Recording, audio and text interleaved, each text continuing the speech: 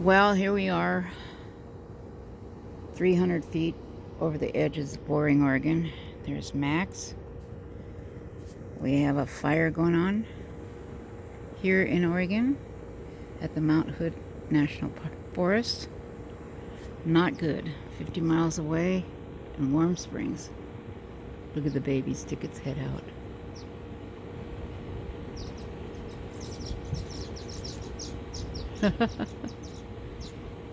You saw it here. When I was 4 years old, we lived in a little dumpy single-wide trailer, little travel trailer like this. It was turquoise. This was in the 50s. And my mom worked nights. She was a nurse's aide, and Bob played with his brothers doing cards all night, playing cards all night, and they'd leave me alone in the trailer. Well, one time I had my immunizations and I had a reaction to it. And I woke up in the middle of the night screaming, "Skater, bite me! Skater, bite me!" And I was pointing to my hips, and the cops were called. And I remember getting in the cop car. They couldn't find my parents, and asking the neighbors, and they said that my mom worked at the hospital. So they took me to the ER, and there was my mom. And they had to hold me down and lance that injection where I'd got my baby shot on my hip. I still have huge scars and holes where they dug it out. And then they repeated it a couple months later. Same reaction. So, oh, that was awful. So I developed a fear of needles. But anyway, I didn't have anything to do. I had, my mom would sleep during the day, and I'd be entertaining myself inside the trailer. So one time I turned on all the knobs on the gas stove. And the one and only time, by divine guidance, my grandmother, Evelyn Bean, she said she was related to hanging Judge Roy Bean. She was Muck Bean when she came. She had a twin sister. I forget her name. It's like Heather or something. Anyway, they came from Germany, and their last name was McBean. And they dropped the MC, and I found out the same thing about Judge Roy Bean. It's 90 degrees here in Oregon. It was almost 97 degrees. Well, it was 97 degrees earlier. And it's very unusual. And we have a fire east of here, Mount Hood National Forest. There's my babies getting fed. They've been popping their heads out every now and then. They're so cute. Anyway, I was telling my story about how we lived in a trailer just like this in Fort Meyers, Florida, when I was just a little 4-year-old. And I had turned on all the gas knobs. And my grandmother, Evelyn Bean, happened to stop the first and only time she stopped over. And she knocked on the door, and nobody answered, but she knew that we were home. And she thought something was weird. And then she could smell the gas. Well, I almost killed my mom and I that day, but it hadn't been for my grandmother to stop by. Can you imagine our little trailer exploding from the gas? Kaboom. But I entertained myself a lot, and I had a parakeet, and I wanted to hold my parakeet one time. The little cage was on the counter, and my mom was asleep. So I reached in to hold my little parakeet. And it struggled, and I wanted to pull it out of the cage. And I held onto it really tight. Really, really tight. And pretty soon it stopped struggling, and its head was flopping around. And then the little kids at the swing set said, "Your bird's dead." I didn't know what dead was. Anyway, I buried it under my swings. There was a swing set right outside our door. So I buried it right under the place where I sat in my swing, and I was swinging, and my mom goes, "Cheryl?" "Yeah." "What happened to your bird?" There was feathers all over the place. "I don't know." And I'm kicking at the little mound of dirt under my feet. "What did you do with your bird?" "I don't know. It bit me." It was biting me, and I had bite marks all over my hands. And she said, "You killed your bird." Anyway, that was the last parakeet I got. Anyway, I would spend the hours with my Aunt Donna, who was an hour younger than me. But I think she might be older than me. I don't know. She was born January 15 in Tyner, Indiana. And I was born in California on January 14 at 10:51 p.m. January 14 in Torrance, California. And Donna was born at just after midnight or somewhere. Anyway, we're just an hour apart. So she was born a few minutes after midnight on January 15. So I always said I was older, so I always thought I was hot stuff. But anyway, Donna and I would play for hours, and sometimes my dad's sisters and brothers would take us to Sanibel Island, and we'd hang around the beach all day. I loved running in the waves, and I loved the lightning. Oh my gosh. I remember going, "Mama, Mama, the skaters is biting me." And she said, "Close the screen door." "But the skaters is biting me."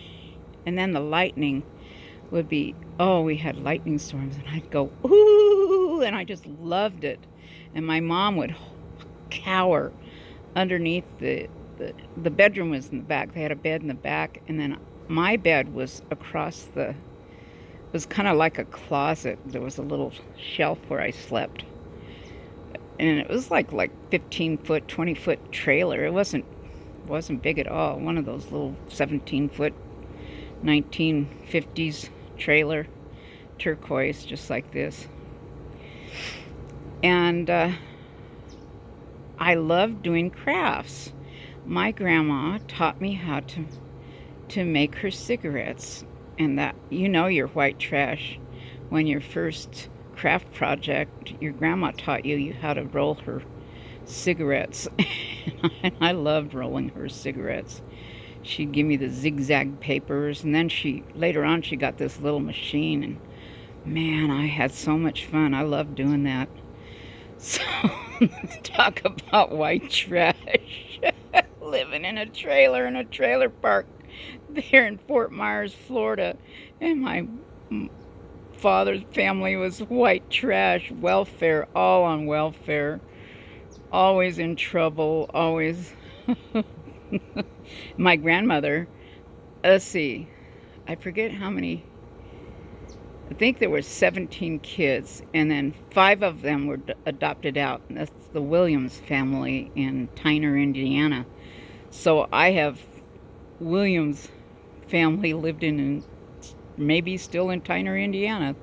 They were adopted out by several. There was 2 sets of twins that were adopted out, and 1 single. So 5 of my dad's brothers and sisters were adopted out then. So I always wondered if I am, is there's any relation to Abigail and the girls, the murders there in Indiana. Oh, huh. Anyway, so my mom would sleep all day, and some of the times I didn't go to the beach, and I'd play by myself for hours. I'd go get crawdads down at the creek, and I'd sell them to some of the people. I forget how much they gave me, but they gave me money for crawdads because they'd eat them. Ooh, I hate anything fish. The smell of fish, anything fishy. But I'd get crawdads down at the little creek there in Fort Myers. And one day my mom came home and she fell asleep on the bed she wore her uniform and stockings and shoes, and I didn't have anything to do. And I thought, wow, she's uncomfortable wearing her shoes to bed and everything. So I got the scissors out and I cut her white nurse's stockings completely off, just real quietly, snip, snip, snip. And then I'd brush my mom's hair and she'd be falling in a deep sleep, drooling. Then I cut her shoelaces off, her nurse's shoelaces off. Snip, snip, snip. Then I cut her uniform off. Snip, snip, snip. And I spent a long time just cutting everything off. Then I decided that she needed a haircut. Talk about getting your butt whipped. Oh my gosh. I scalped my mom's hair. And to this day, I'm still hate the haircut she gave me. Your father's gonna think you're so pretty. She'd burn my hair with perms and then she'd have to cut it off. I think it was payback for me cutting her hair off. Anyway, that's a true story. My white trash true story. And I love lightning. My mom was terrified of lightning. But talk about trailer trash. But I'm surprised it didn't kill us all with that gas. It was the gas range knobs that I turned on. You have to take a match to light them. Nowadays you don't have to do that. They're electronically. But I just didn't know what to do. I was bored. So anyway, gave my mom a haircut, cut off her white nurse's stocking. She went on to get her nurse's license, her RN degree in Sacramento when I was 14. So she graduated top in her class. So, but that was at the cost of our family. She moved away to Sacramento, left my sisters with foster care with some people in the church, left me alone for 2.5 years, living in Grass Valley on a dump. And Bob would be gone, gambling, night after night. And I got tired of it, so I got up at 2:30 in the morning because there hadn't been any food, there's no electricity, no propane. And I went out on the rough and ready highway, stuck my thumb out at 2:30 in the morning, and a couple picked me up and took me into town. And I went to that casino.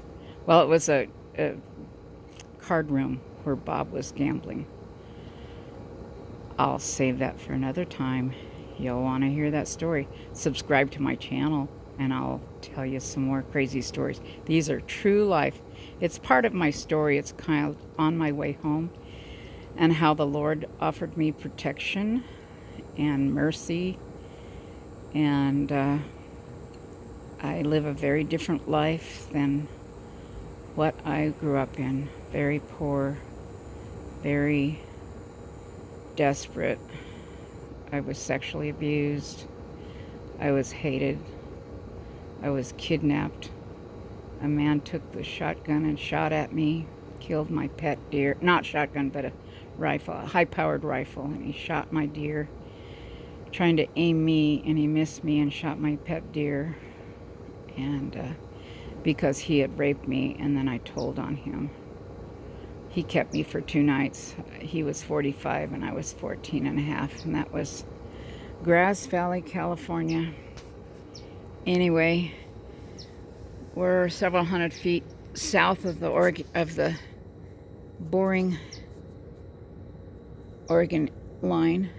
Look at those. That swallow. Here she's going to go feed in a few seconds. But anyway, I tell my story of how all these crazy things happened to me, but I lived through it. But the worst thing that gave me PTSD was Richard, who was 45 years old, and he kept me for 2 nights, and he took me home, a very broken child, and he threatened to murder me and my sisters if I tailed. And I was so traumatized, and I was scared to tell. Well, when I did tell, then is when he took the high-powered rifle, and he was across the street up a ways in somebody's property, took a shot at me and missed, but he killed my deer. My pet deer was my only friend. Anyway, I was traumatized beyond traumatized. Anyway, subscribe to my channel, hit the notification icon bell to that's that little bell, the top one that looks kind of shaky. If I was a decent creator, I'd know how to create the... Oh, I'm sorry, I can't do these videos very well. I'm kind of a ding-dong. Actually, I have anemia and serious health issues because my body kept the score from abuse, and that's what happens. Anyway, thank you for listening to my story, and don't forget, it's Father's Day. I had a horrible father, and Father's Day always bothers me until I thought, someone said, you know, your Heavenly Father is your real father. And that's true. I have a Heavenly Father who loves and watches out for me. And you won't believe my stories. They're just unbelievable. Like me jumping on a rattlesnake in a ditch, wearing a pair of rubber thongs, or a cat that saved my life from a serial rapist murderer. Wow, you won't believe that. That's posted here on my YouTube channel. The cat who alerted me to a serial rapist. I'll try to leave a link to that. Anyway, I hope you come back and listen to my true life accounting of On My Way Home. And we're all on our way home. We're all on a journey. And I hope to make it to the heavenly home. And that's where my home is. God bless you.